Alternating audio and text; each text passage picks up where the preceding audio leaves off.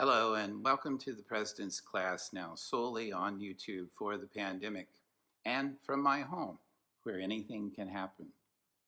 Thank you for joining us for our ongoing series, Seeking Wisdom in Troubled Times. We hope you're safe and well. Mapping fringe ideas is a difficult undertaking. Familiar intellectual landmarks are unavailable, and the inhabitants of these territories tend to speak languages difficult for outsiders to penetrate. Some of these ideas have begun to filter into mainstream popular culture, but their origins lie in obscure and barely visible subcultures, millenarian religion, occultism, and radical politics among them. That is Michael Barkun, and we will come back to him. I did not need further confirmation that the topic of conspiracy is relevant, but I got it anyway. As I write these words, a worker outside my apartment's open window is talking to his colleague. Yeah, and what about COVID 1 through 18? What happened with those first 18 viruses that China developed? At the same time, a friend is sending me a video of Bill Gates speaking to the CIA about developing a respiratory virus in a lab to eradicate Islamic fundamentalism.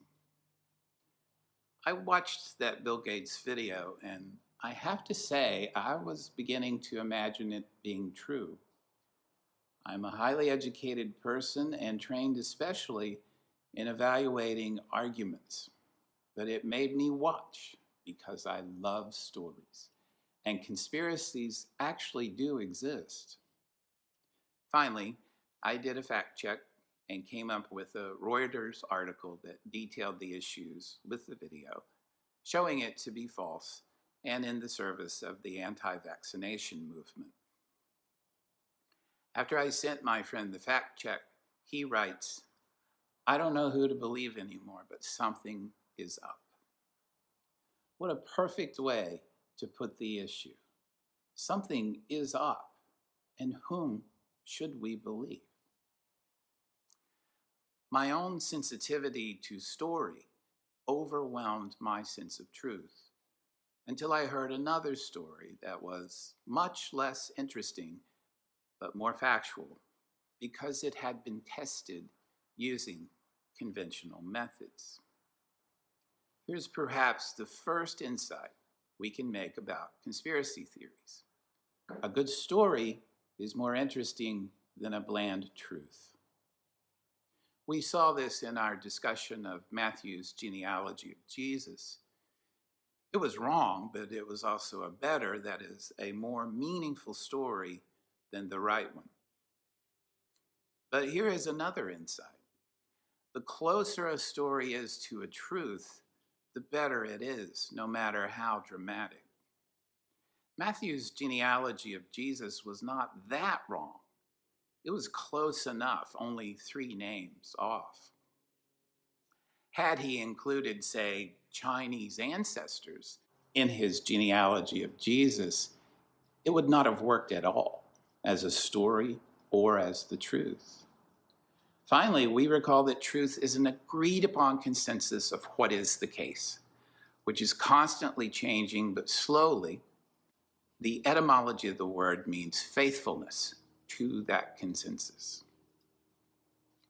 Speaking of which, in my news feed at the moment is an article titled "The Kentucky Miner Who Scammed Americans by Claiming He Was Hitler and Plotting a Revolt with Spaceships." The tagline reads, "From 1946 to 1956, many Americans mailed money to a man alleging he was a still-alive Hitler plotting a revolution with invisible spaceships. He signed his letters Furrier number 1, not Führer, Furrier." One paragraph is especially descriptive from the article. In hundreds of letters mailed between 1946 and 1956, Furrier number 1 explained that he was, despite misspelling his title and writing in vernacular English Adolf Hitler.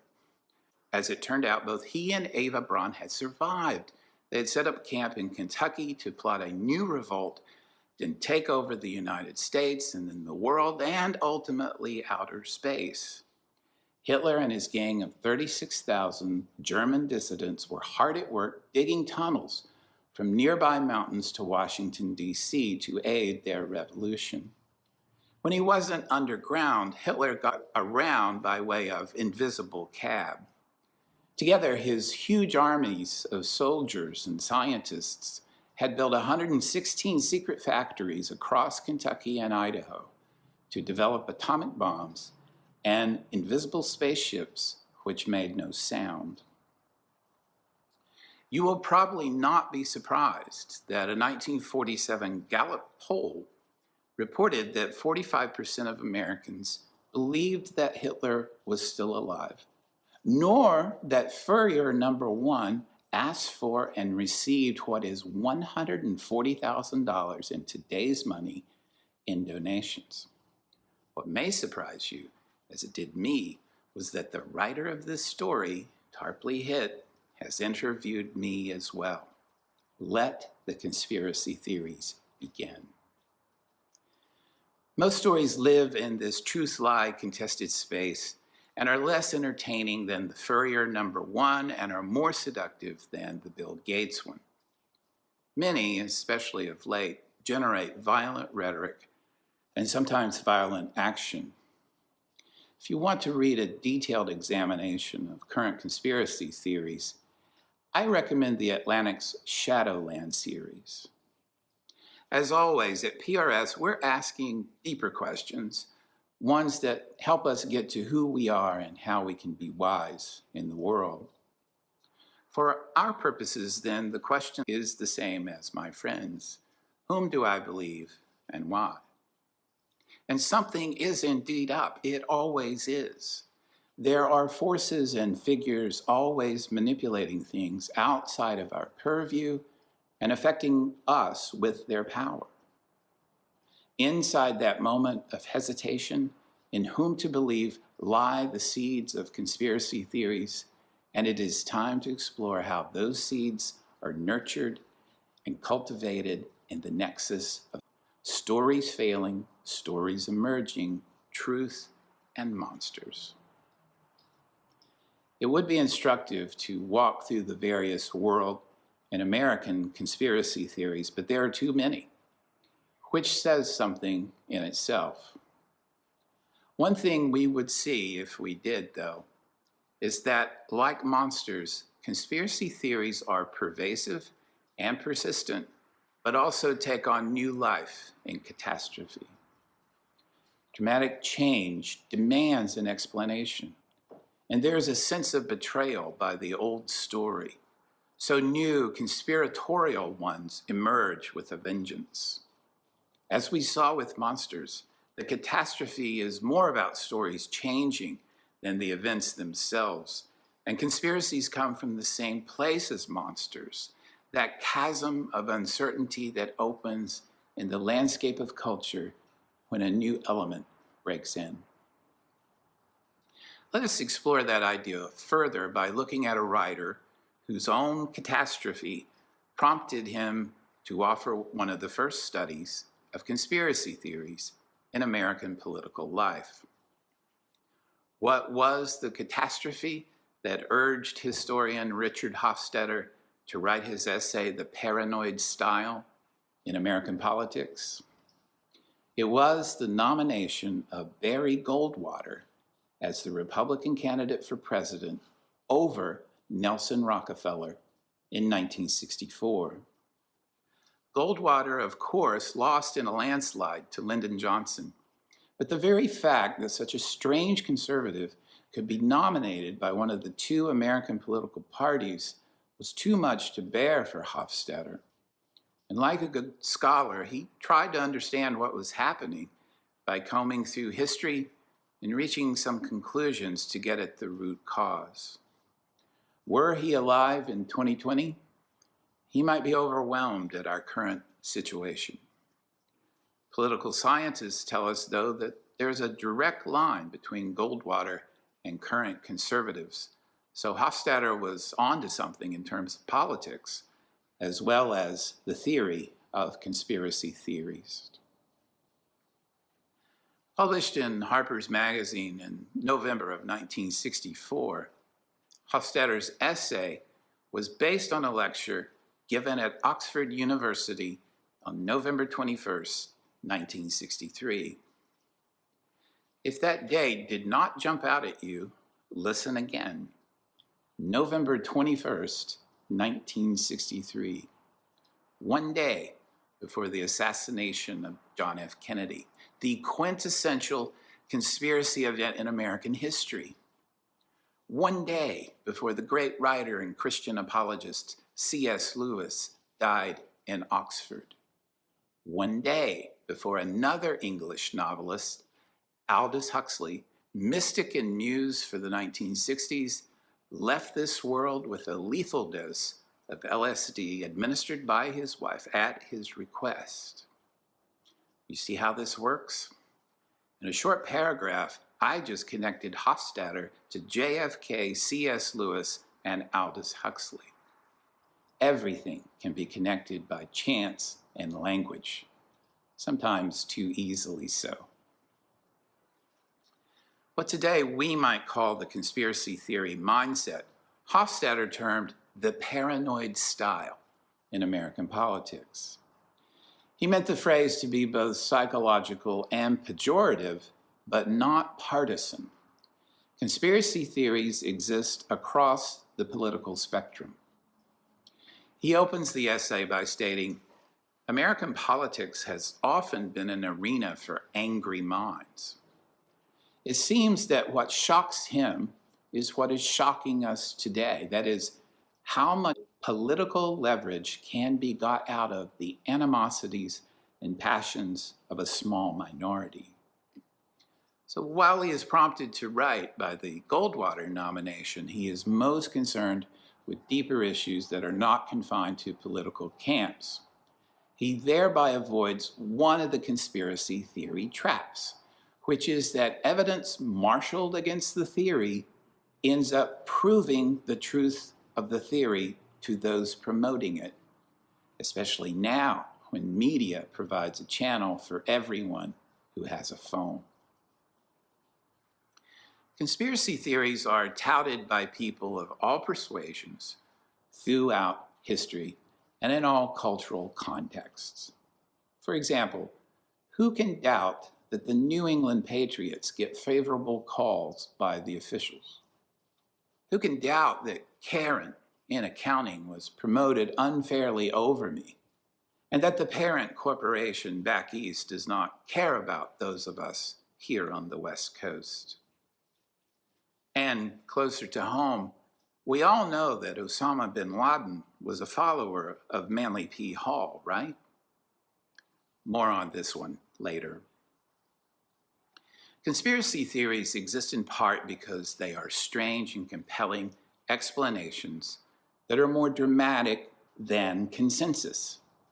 They are also impenetrable and unfalsifiable, even and especially if evidence is brought to bear against them. As Hofstadter puts it, it is the use of paranoid modes of expression by more or less normal people that make the phenomenon significant. Neither Hofstadter nor I am interested in taking a political position, though politics provides some noteworthy examples of a phenomenon that we all experience and perhaps even participate in. On the contrary, there's something in conspiracy theories to learn about ourselves, our stories, and our interpretation of the world. Hofstadter's primary example of the paranoid mindset centers on the Bavarian Illuminati, and the fact that you are likely aware of the word Illuminati and its connotations speaks to the power of conspiracy stories, even older ones. The bland and true version of the Illuminati is this. Illuminism had been started in 1776 by Adam Weishaupt, a professor of law at the University of Ingolstadt. Its teachings today seem to be no more than another version of Enlightenment rationalism, spiced with the anti-clerical atmosphere of 18th century Bavaria. It was a somewhat naive and utopian movement which aspired ultimately to bring the human race under the rules of reason. Its humanitarian rationalism appears to have acquired a fairly wide influence in Masonic lodges. Okay. Illuminism attracts the paranoid style of interpretation for the same reason that other phenomena do, that is, no apparent reason, other than the accidents of history and certain aspirations of assumed insiders and outsiders. The first conspiracy theory about the Illuminati arrives less than 25 years after its birth, with the publication of a book titled Proofs of a Conspiracy Against All the Religions and Governments of Europe, carried on in the secret meetings of Freemasons, Illuminati, and reading societies. This was by a Scottish scientist named John Robison, who was himself a casual adherent of Masonry. Hofstadter notes, certain elements of truth and reality there may have been in these views of Masonry. What must be emphasized here, however, is the apocalyptic and absolutistic framework in which this hostility was commonly expressed. This is an important point. There are never conspiracies involving the good, the true, or the beautiful. Plane lands safely at LAX does not make for a story worth telling, unless it is my wife returning from a trip. Plane crashes at LAX because of Hillary Clinton's emails is much more dramatic and not too much of an exaggeration. See Pizzagate. So already we can see some outlines of conspiracy stories that make them different from other stories. They aspire to mythic status, but myths are the products of consensus, not conspiracy.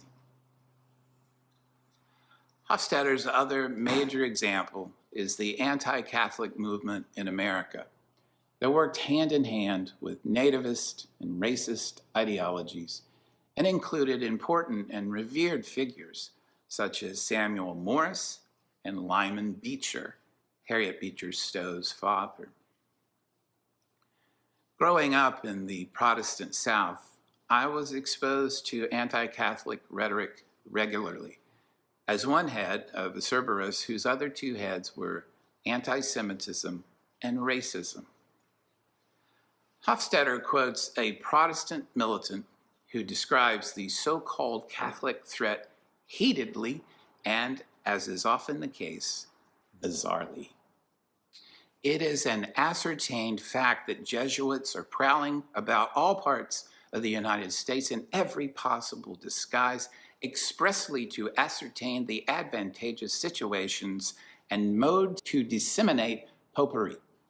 A minister of the gospel from Ohio has informed us that he discovered one carrying on his devices in his congregation. And he says that the Western country swarms with them under the name of puppet showmen, dancing masters, music teachers, peddlers of images and ornaments, barrel organ players, and similar practitioners. One wonders if the Ohio minister he cites really just had a deep aversion to certain kinds of entertainment. Puppet showmen are victims of a conspiracy metaphor from the beginning, but barrel organ players? Really? Still, there's a lesson here about this kind of story. And it is that immediate concerns, barrel organ players, get projected into a universal apocalyptic narrative of impending danger and loss of power. The Jesuits are taking over. I will leave it to you to read about Hofstadter's third example if you're interested, which is the contemporary right wing. For him, that was the Goldwater contingent. You will find much that is familiar there, but in a version that looks tame in comparison to contemporary right-wing media and left-wing responses to it. The examples are there to serve a larger point, which is to derive the elements of the paranoid style. And here's what Hofstadter concludes based on the Illuminati, Catholics, and the American right. The paranoid spokesman sees the fate of conspiracy in apocalyptic terms. He traffics in the birth and death of whole worlds, whole political orders, whole systems of human values. He is always manning the barricades of civilization. He constantly lives at a turning point. Like religious millennialists, he expresses the anxiety of those who are living through the last days, and he is sometimes disposed to set a date for the apocalypse. Religious ideation is entirely appropriate for the paranoid style, consisting as it does in the deployment of symbols and rituals that mediate the unseen world of power. In fact, the more adherents a conspiracy theory attracts, the more it takes on the form of a religion. The first Christians were forced to meet in secret for their communion, which led the Romans to believe that they were eating actual human flesh and drinking actual human blood. Imagine trying to convince a Roman centurion that your house church was not a conspiracy against the Roman Empire and that you were not cannibals. Conspiracy theories increasingly take on the trappings of religion. And some religions can look very much like conspiracies with their special insider knowledge and secret rituals.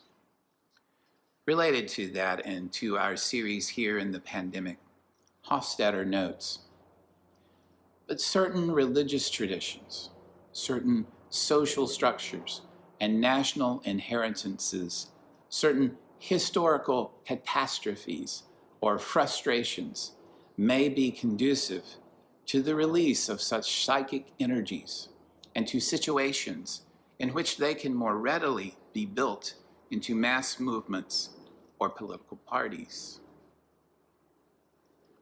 Catastrophe is conducive to the paranoid style. And as we saw last time, the release of psychic energies generates monsters to hold them so that we can read them back. In many ways, the paranoid style belongs to the genre of monster culture. One difference is that it refuses to let the monster die. Finally, Hofstadter concludes his essay with a note of sympathy for the purveyor of the paranoid style. We are all sufferers from history, but the paranoid is a double sufferer, since he is afflicted not only by the real world with the rest of us, but by his fantasies as well. I tend to think that Hofstadter's empathy here is authentic. Regardless, his point is relevant. The world is difficult enough, chaotic, confusing, and no one gets out alive. Why then would we add to our miseries by conjuring stories that further torment us and reinforce our sense of powerlessness? Let us see if we can offer some answers to these questions and others as we seek wisdom in our troubled times. We must keep in mind that Hofstadter's interpretation of the paranoid style comes from the world of November 21st, 1963, pre-Kennedy assassination, pre-moral majority of Jerry Falwell, pre-Fox News, pre-internet. While certain elements of Hofstadter's analysis are dated and context-laden, Others are not, which is what he aspired to in the essay. What I see in Hofstadter is an accurate depiction of the conspiracy theorist in 1963. But in 2020, we are looking at conspiracy theory that has obtained power, something Hofstadter feared but did not experience. This may account for any dissonance you may have felt hearing Hofstadter's analysis, as I did. Conspiracy theories are now viral, and I mean the double entendre. They use existing media forms as hosts in which to breed. This may need to be another lecture entirely, but conspiracists and power brokers use rhetorical forms of argument just to different ends. The seductive power of conspiracy theories is that they exist in a familiar form. They're stories. They come in packaging that is ancient and very efficient. Like other stories, conspiracy stories contain heroes, villains, plots, secrets, even hope sometimes. Some stories entertain, other stories serve as maps. We call these latter stories myths because they orient us in a world that is confusing and hostile. Conspiracy stories are the former seeking to become the latter. Ironically, conspiracists aspire to a mythic status they can never achieve because they are, by definition, marginal perspectives. A conspiracist who convinces everyone that he is right is out of a job. That does not mean, however, that minority opinions are wrong, just that a conspiracist minority depends on a majority that adheres to the mundane story, not the secretly true one. Conspiracy stories exist in opposition to other, more acceptable stories. Without these other stories, there can be no conspiracy. Why then tell the conspiracy story if it cannot exist as myth? Firstly, I doubt that most conspiracists think that far ahead, and I don't mean this in a pejorative way. Just that for these storytellers, immediate concerns are too overwhelming and the future is too uncertain and dangerous. As a holder of many minority opinions, I understand the need for the telling, though. It is the ritual that accompanies the myth, and as a ritual, telling is representing the story in the world instead of letting it fester in your head. To get it out there is to test it. And as we shall see for conspiracy stories, to have it rejected counts as proof of its truth. The power of the kinds of stories that we've been discussing in this series is not always evident, since the deepest and most profound stories exist in the personal and cultural unconscious as a background hum. It takes work in psychology and mythology to surface these stories. Conspiracy stories, however, take that power and put it in our faces, usually with large headlines and several exclamation marks. That sense of foreboding and injustice you feel sometimes, they say, here's what's behind it. Conspiracy theories are stories of desperation. They also use devices and tropes that shoot right past our cognitive defenses and into our limbic fear centers. There is no time for questioning or deliberation because the end of our civilization is near. Marketing does the same thing, by the way, thanks to a man named Edward Bernays, but that is another lecture. While they are stories at heart, conspiracy theories do, however, take on the form of theory. This is the form of story that we respect the most today, since it evokes the authority of science or other kinds of knowing that have been tested and approved and achieved consensus. Conspiracy theories purport to do what theory does, which is etymologically to see, and is related to the word theater. A conspiracy theory is the ultimate big picture, and it promises a broad and deep explanation of a world that is unknown without it. Like theory, conspiracy stories make constellations out of seemingly random star patterns. Like theater, they make the story dramatic and tragic using spectacle. Conspiracy theories are told by and for outsiders. Those who dwell in places of power do not hold conspiracy theories unless they are theories about others on the inside, which would mean, again, that the tellers are outside. As Frank Kermode notes in his brilliant study titled The Genesis of Secrecy, being inside is only a more elaborate way of being outside. A few years ago, I lived in a small apartment complex in another city where we all knew each other in passing, if not closely for some. We had an email chain where we would discuss issues relevant to the complex, the management, rumors of sale of the building, etc. When a new tenant moved in, we welcomed her and put her on the email chain. That is until her child began terrorizing the pets, walking into any open door and even opening closed doors.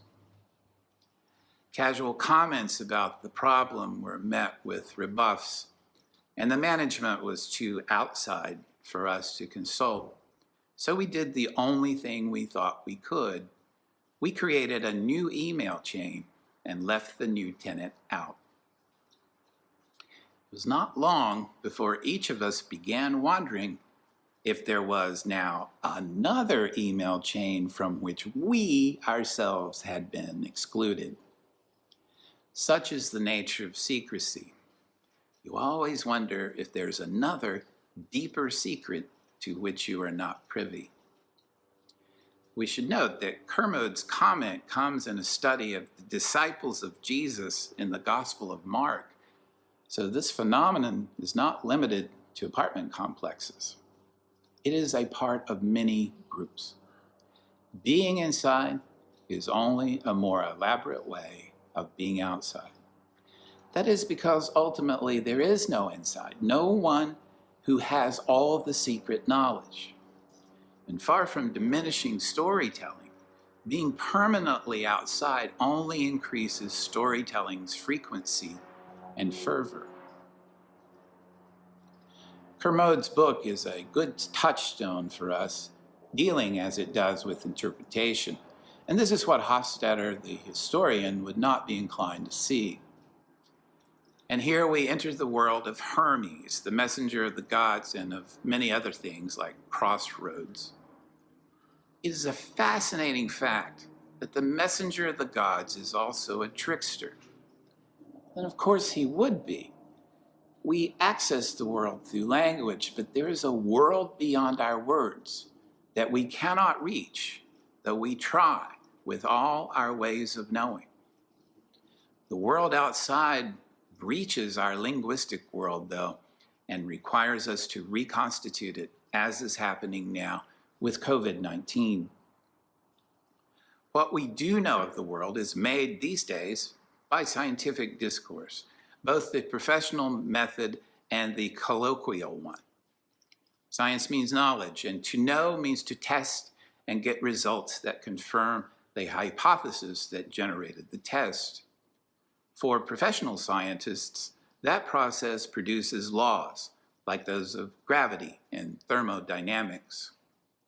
For colloquial scientists, like the rest of us, testing our hypotheses tells us that it is not good to try to go from Pasadena to Santa Monica in the morning or evening, or perhaps at all.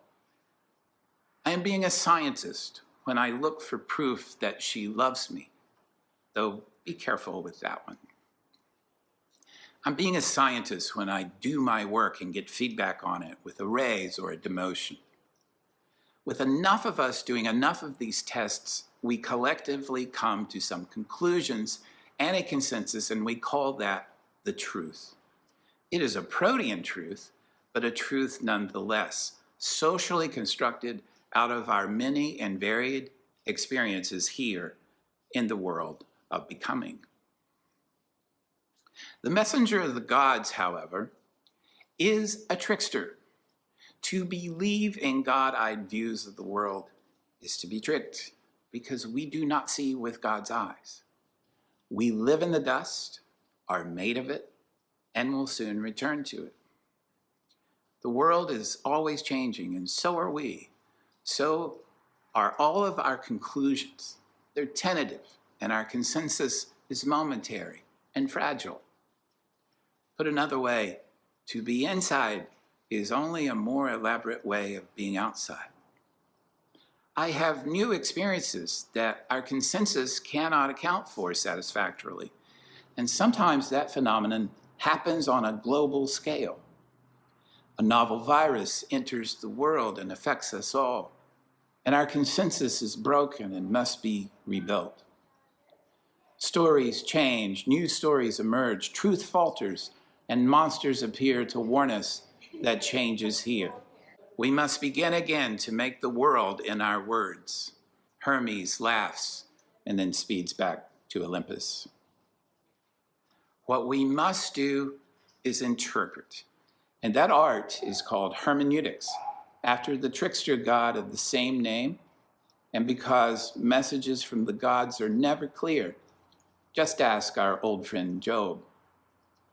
Interpretation means simply understanding the meaning of the object of interpretation, but the process is anything but simple. It begins with a plethora of stimuli, events, words, signs, and images that bombard us regularly, and now more than ever, with the advent of our information technology and devices. Some of these stimuli are natural, most are cultural, but all demand interpretation of some kind. Without a story to hold them, our sense data would be a sea of unconnected and meaningless signs, which is something like what psychologists say infants experience. Not surprisingly, we have the same experience in cultural infancy. Creation mythology begins with such undifferentiated and thus uninterpreted and uninterpretable material. Genesis, now the earth was formless and empty darkness was over the surface of the deep, and the Spirit of God was hovering over the waters. The Popol Vuh, the council book from Mayan culture. Now it still ripples, now it still murmurs, ripples, it still sighs, it still hums, and it is empty under the sky.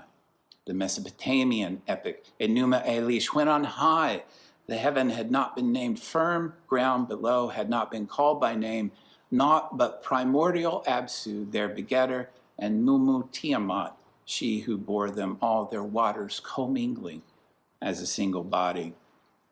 The Hindu Rig Veda. Then even nothingness was not, nor existence. There was no air then, nor the heavens beyond it. What covered it? Where was it? In whose keeping? I could go on, but let us let the Tao Te Ching have the final word. Darkness within darkness, the gateway to all understanding. Our beginnings imagine a world that requires no interpretation because there's nothing in it. With creation comes interpretation, hermeneutics.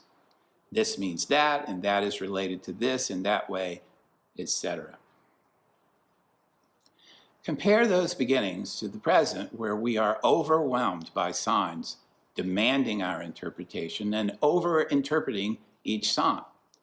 The creation stories can almost be seen as an original quiet in a world that would become too full of signals, too many to read. I seem to keep returning to the Genesis myth for examples, and that is appropriate as it remains a root metaphor of Western culture.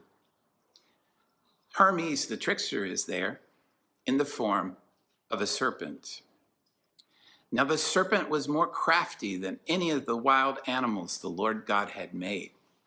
And he said to the woman, Did God really say, "You must not eat from any tree in the garden"? The woman said to the serpent, "We may eat fruit from the trees in the garden, but God did say, 'You must not eat fruit from the tree that is in the middle of the garden, and you must not touch it or you will die.'" "You will not certainly die," the serpent said to the woman, "for God knows that when you eat from it, your eyes will be opened and you will be like God, knowing good and evil." The serpent, as the first conspiracy theorist, did God really say? Maybe. Like all conspiracy theorists, he was both right and wrong in important ways. "You will not certainly die," he tells the woman, but they most certainly did die. As Hofstadter noted, there's enough truth in a conspiracy theory to make it palatable and enough of a lie to make it dangerous. The serpent's truth points to another aspect of conspiracy theories that give them traction. There are conspiracies. They do exist. People in power hide their malevolence, and when threatened with exposure, attempt to deride and destroy those telling the story. The difference between a truth teller and a conspiracy theorist is motivation and evaluation, which gets at the very issues we have been examining in this series. What is true and how do we know? What do we want from our stories? Do we want to maintain the status quo or expose and demolish the status quo? More to the point for 2020, do we want to be known as a teller, influencer, provocateur, as a performative act? Or do we want to get at a truth using the methods of mundane, consensus-building methodologies that are slower, less dramatic, and will not fit into a cable news segment or a tweet? There are more options than these, of course, but the issue is faith, good or bad. Acting in good faith means openness to learning. Acting in bad faith means using the forms of learning to promote a conclusion already determined and unwaverable. A case in point. Earlier, I mentioned a conspiracy theory in the making, at least, regarding Osama bin Laden and Manly P. Hall, the founder of PRS. This one comes from Louis Sahagan's biography of Mr. Hall, titled Master of the Mysteries.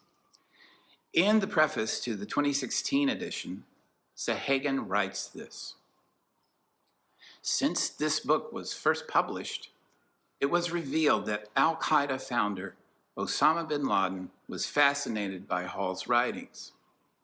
U.S. military officials later suggested that finding Hall's seminal book at bin Laden's hideout was evidence of the Al-Qaeda leader's fascination with the symbolism of secret societies and conspiracies, including the Illuminati and Freemasons." The Illuminati again. You can see the constellation beginning to be drawn here, and Sahagan leaves it to his readers to complete the picture. Two figures as radically different as OBL and MPH, connected by some deeper and necessarily darker thread? Fascinating, right? Only in the paranoid style, I'm afraid, but demonstrating that takes plotting and tedious analysis using a consensus-building approach to truth called scholarship. Such work has been done, I'm happy to say, by scholar Stefano Bigliardi in an article published in the Journal of Religious History titled "What Osama bin Laden Did Not Want to Know, Manly Palmer Hall, Islam, and Conspiracism." This article will not be read as much as Sahagan's Hollywood tale, but for truth seekers, it is the place to go. Here's a portion of the abstract that marks the methodology. Drawing upon scholarly discussions of conspiracism, as well as on examination of bin Laden's figure and messages, this article assesses whether Hall can be described as a conspiracist author, and whether his interpretation of history and Islam could have fascinated the founder of Al-Qaeda. Notice Bigliardi foregrounding his method, which speaks to a good faith attempt to understand the issue, as well as openness to contrasting opinions through the peer review process of a scholarly journal. What does Bigliardi observe? Quote, "One should note here that in fact the US government does not give the editorial details for the English language books, and that according to a BBC article, they were all digital copies rather than printed editions." Well, that's no fun, but at least it's true. Contrast Sahagan's conspiratorial conjuring. It is easy to imagine tall, gray-bearded bin Laden sitting alone in isolation with Hall's book opened to the chapter titled The Faith of Islam. As with all conspiracy theories, this is indeed too easy to imagine. Our own lecturer in residence, Mitch Horowitz, bursts this bubble in an article in Salon.com. Fans of Manly P. Hall are not foil hat-wearing conspiracy mongers who belong in a book club with the 21st century's most notorious terrorist. They are, in many cases, passionate seekers, something bin Laden was not. So Sahagan is selling and telling a story, not seeking truth, as Bigliardi is. One story is more compelling than the other, but only on the surface and only for those seeking spectacle. Spectacle is much easier than scholarship, but scholarship has its own rewards, as Mr. Hall knew. Bigliardi introduces his readers to contemporary scholarship on conspiracies through Michael Barkun's 2013 work, A Culture of Conspiracy, Apocalyptic Visions in Contemporary America. Barkun delineates three assumptions that drive the conspiracy theory mindset. Nothing happens by accident. Nothing is as it seems. Everything is connected. Further, Barkun helpfully puts conspiracist thinking on a spectrum. There are event-related conspiracist theories, the Kennedy assassination, COVID-19, etc. Systemic theories, it's the Jews, the Masons, or the Catholic Church, etc. And then super conspiracy theories like the New World Order, where you could be a part of the conspiracy and not even know it, it's so large. While these categorizations are helpful, Barkun is best in describing the fatal flaw of conspiracy theories. That is, they rely on the rhetoric of knowing, but refuse to allow the theories to be falsified through testing. Conspiracist reasoning runs in the following way. Because conspiracy is so powerful, it controls virtually all the channels through which information is disseminated, universities, media, and so forth. Further, the conspiracy desires at all costs to conceal its activities. So it will use its control over knowledge production and dissemination to mislead those who seek to expose it.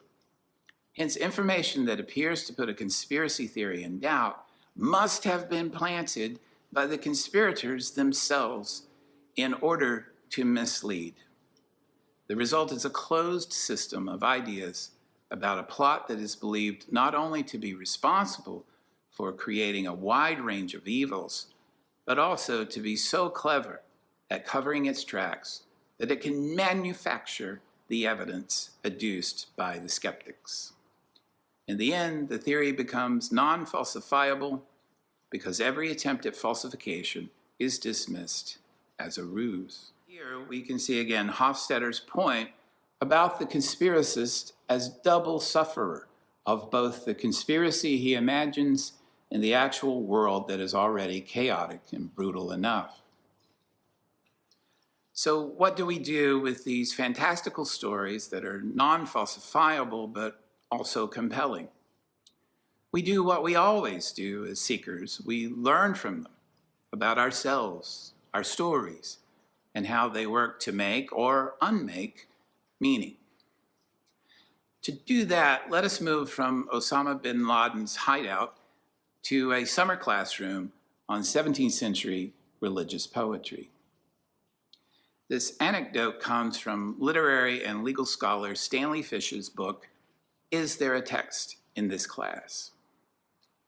Fish notes that he was teaching two classes one summer, a linguistics class that met first, followed by the poetry class. As he ends the linguistics class, he writes a reading assignment on the board as follows: Jacob's Rosenbaum, Levin, Thorn, Hayes, and Oman. Fish tells us that he could not remember whether Richard Oman has one N or two.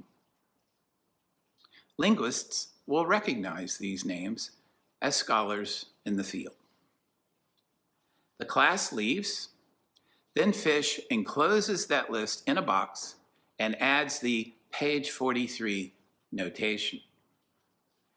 After the religious poetry class arrives, he tells them that he has obtained an advance copy of a new book on 17th century religious poetry, and it contains some newly discovered poems, and here is one of them. Now, remember that Fish is lying. This is a linguistics assignment from the previous class. By telling his class that it is a new poem, like the ones they have been studying, he instills a belief in them that determines their interpretation. Having done that, here is what they saw.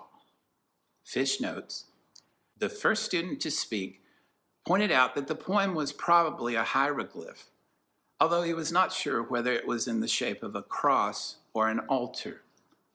The first line of the poem received the most attention. Jacob's was explicated as a reference to Jacob's ladder, traditionally allegorized as a figure for the Christian ascent into heaven. In this poem, the means of ascent is not a ladder, but a tree, a rose tree, or Rosenbaum. This was seen to be an obvious reference to the Virgin Mary, who is often characterized as a rose without thorns, itself an emblem of the Immaculate Conception. It at once posed the question, how is it that a man can climb to heaven by means of a rose tree? And directed the reader to the inevitable answer, by the fruit of that tree, the fruit of Mary's womb, Jesus. Once this interpretation was established, it received support from and conferred significance on the word thorn, which could only be an allusion to the crown of thorns, a symbol of the trial suffered by Jesus and of the price he paid to save us all. It was only a short step from this insight to the recognition of Levin as a double reference. First, to the tribe of Levi, whose priestly function Christ was the fulfillment of, and second, to the unleavened bread carried by the children of Israel on their exodus from Egypt, the place of sin, and in response to the call of Moses, perhaps the most familiar of the Old Testament types of Christ. The final word of the poem was given at least 3 complementary readings. It could be omen, especially since so much of the poem is concerned with foreshadowing and prophecy. It could be, oh, man, since it is man's story as it intersects with the divine plan, and that is the poem's subject. And it could, of course, simply be Amen, the proper conclusion to a poem celebrating the love and mercy shown by a God who gave his only begotten Son so that we may live. What do we make of this example? Much, I believe. First of all, it is designed to dispel the notion that meaning lives in a text itself. Rather, meaning is made by what Fish calls an interpretive community, a group that holds pre-existing beliefs. We believe and then see, not see and believe. If we believe we are looking at a religious poem, we will see a religious poem and interpret it accordingly. If we are told it is a linguistics reading list, then we will see that and act accordingly. By now, you may be thinking that this is an example of the paranoid style at work. The sheeple see what they are told to see and do not question it. Those in power tell some of us to see a linguistics assignment and others to see a poem, and we oblige without question, we sheeple. It could be a perfect example of the naivete of those of us who do not see the conspiracy. If we look more closely at this example, however, it tells us exactly the opposite. While Fish's story of two meanings, one text, is illustrative, and I've used it often throughout my teaching career to illustrate the power of belief in interpretation, there's something missing, and that is the larger story, the one that encompasses them both. Well, in that sense, everything is missing. There's always a story behind the story, a story within the story, and a story in relation to another story. We do believe and then see, if only because our deepest stories tell us what the world is made of. God called the light day, and the darkness he called night, and there was evening, and there was morning the first day. We believe the story and thus see the light. There are, however, other stories. I gave you some examples earlier from Hindu, Mayan, and other sources. There are also stories within the stories themselves. For example, the Genesis quotation I used comes from the Genesis creation myth, a single story used in churches and temples and other storytelling venues. A closer look, however, reveals that there are two Genesis stories. One in chapter 1 that comes from one historical and cultural context, another in chapters 2 through 3 that come from a different context and takes a different form. The first story is highly literate, full of lists. The second one is much earlier and closer to orality and the storytelling form we find there. Also, it doesn't take much analysis to see that the order of creation is very different in the two stories. We just have to be alert for difference, not blindly looking for similarity. Had we time to delve into the literary theory of Mikhail Bakhtin, we would see that this multiplicity of voices goes all the way down to the level of the word. Bakhtin argues that every word tastes of the contexts in which it is lived. The point I want to make here in relation to conspiracy stories is that there's always another story. In fact, there's always a larger story containing the two stories. In Fish's example, he keeps the two interpretations separate for the sake of his point, which is that belief drives interpretation. These two stories of interpretation, however, come to us not separately, but in Fish's single story in that story called his book, Is There a Text in This Class? As in Genesis, two separate stories are conflated into one, which makes for three. There's a story behind Fish's story too. And as Fish himself notes, the purpose of a good education is to show you that there are three sides to a two-sided story. Stories never exist alone. They are always in relation in time and space to each other and to us. All we have to do to see this is to imagine Fish's students from one class accidentally meeting students from the other. A third story would emerge then, one of trickery and hermeneutics. Stories never exist in isolation, and they never stand still. They're always in dialogue with one another. Attempts to isolate them make them monologic and impenetrable to critique. Recognition of their relation to other stories makes them dialogic and open to interpretation. Consequently, the tellers of the monologic story are by definition inside of that story and hold a special place of knowledge, if not power, at the very least knowledge of a secret power. The tellers of a dialogic story put themselves into relation and recognize the limitations of their stories as their beauty and strength. This is the difference that Hofstadter and Barkun are getting at with conspiracy stories. They're monologic and shut off from dialogue, from any other interpretations, from falsifiability itself.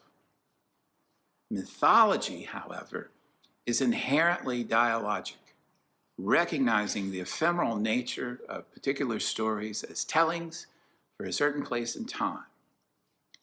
A conspiracy story shuts out dialogue, and that is its fatal flaw. It claims it is the only true story, like some religions.